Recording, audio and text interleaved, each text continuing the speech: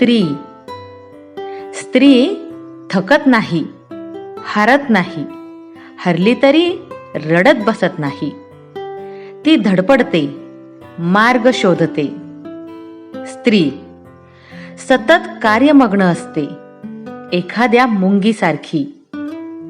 सतत कशाचा तरी साठा करत असते. शिस्तबद्ध आखीव मार्गावरून चालत राहते. स्त्री जगण्यासाठी तिला इतर व्यसनांचा आधार लागत नाही. तिच्यातील जिज्ञासू वृत्ती हेच तिचं व्यसन.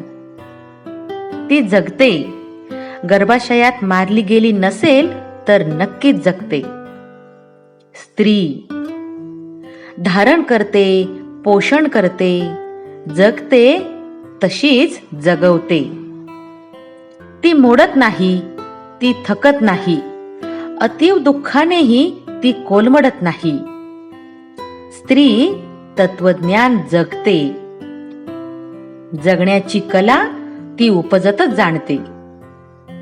स्वीकार, अनुकंपा, क्षमा ही जगण्याची सूत्रच असतात तिची. आपलं अस्तित्व टिकवून आपल्यावर अवलंबून असणाऱ्या सर्वांना ती जगवते.